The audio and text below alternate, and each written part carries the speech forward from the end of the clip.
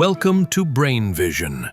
Given the following general formula for a semiconductor, we can find different formulas as well as their molar masses simply by substituting in for the variable. So if, for example, X is 0, that gives us a compound La2CuO4.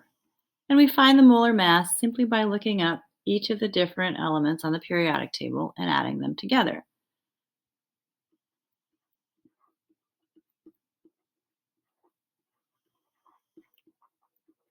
That's 2 LAs, 1 copper, and 4 oxygens. If X equals 1, our formula is as follows.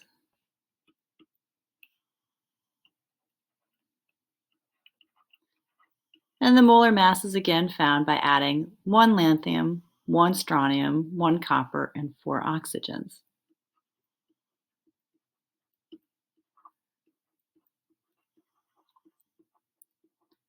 Sometimes in semiconductors, we see that we have not whole numbers, and we just substitute again as we did before.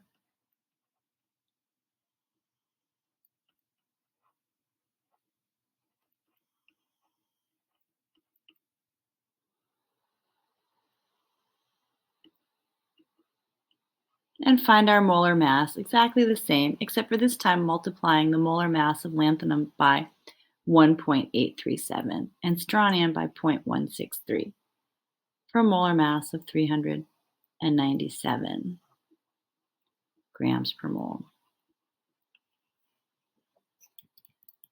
The second part of the question gives us a reaction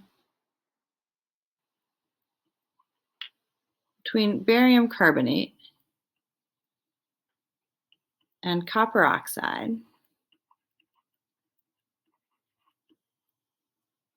and a yttrium compound to make a semiconductor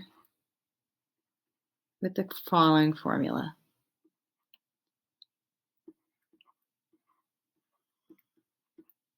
As well as carbon dioxide.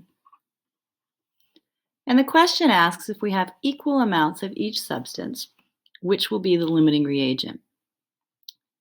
So it's helpful to know the molar mass of each before we start.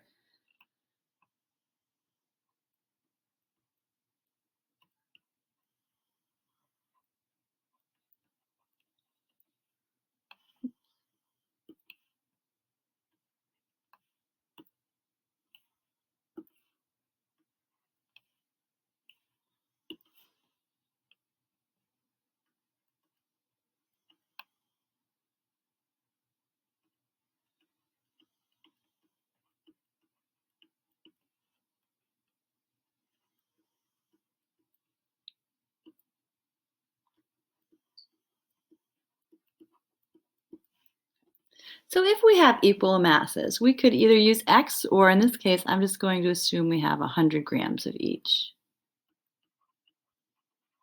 To find the limiting reagent, we're looking for the starting material that produces the smallest amount of the product. So I change each to moles using the molar mass.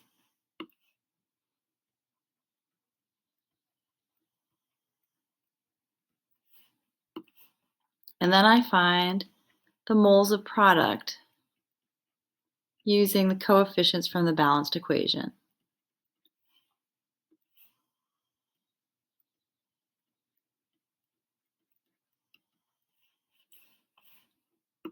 And I do this for each substance.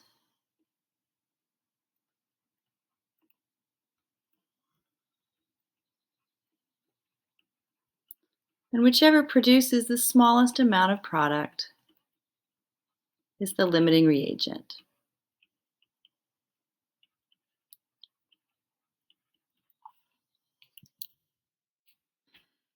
So if I start with 100 grams of barium carbonate, I change to moles by dividing by the molar mass.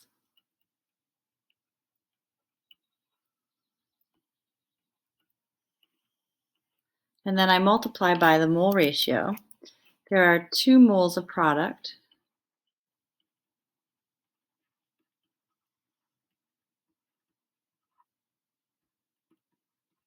for every 4 moles of barium carbonate.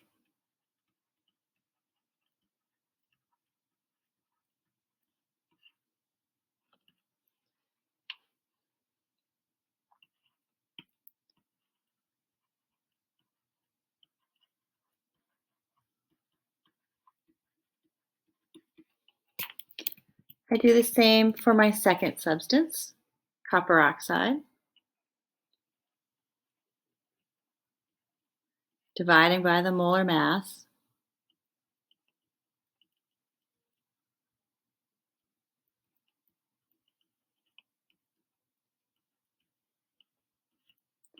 And seeing that there are 2 moles of product for every 6 moles of copper oxide, or 0.49 moles of product. And finally, for my yttrium oxide,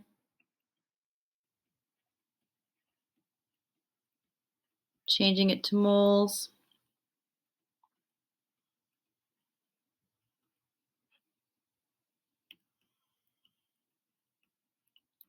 And I see that there are 2 moles of product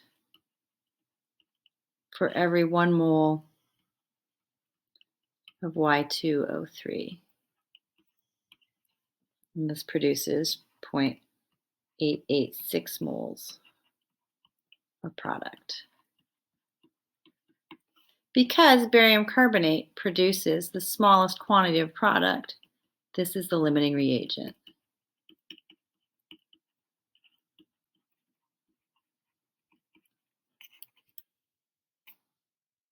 And we should expect to produce 0.0253 moles of product.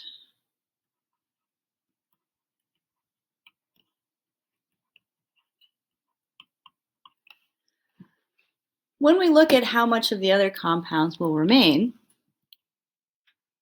we can use this amount of product to predict how much we would need to produce. So I know that all of the barium carbonate is used up, so that means that there will be nothing left. 0% remains. To find out how much copper oxide remains, we find out how much is needed to form 0.253 moles of product.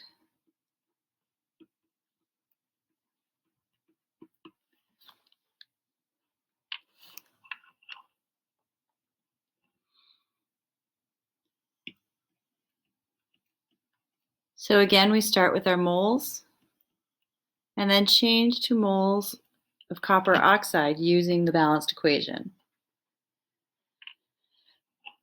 There are 6 moles CuO for every 2 moles of product. And then I change that to mass by multiplying by the molar mass.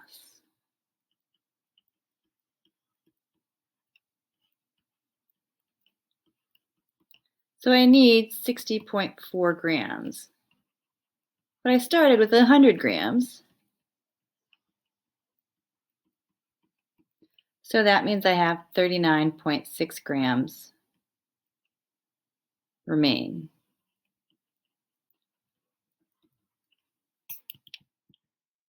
Same thing for Y2O3. If I want to make 2.53 moles of product, from the equation I see that there are 2 moles of product for every 1 mole of Y2O3, and I multiply by the molar mass.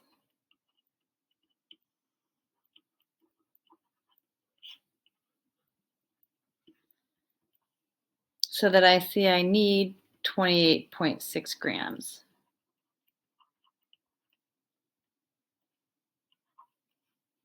Because I started with 100 grams,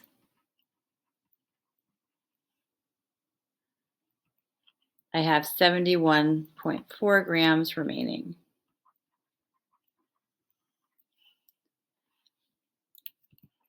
So the percentage of copper oxide is what I have remaining divided by the total mass of the two products.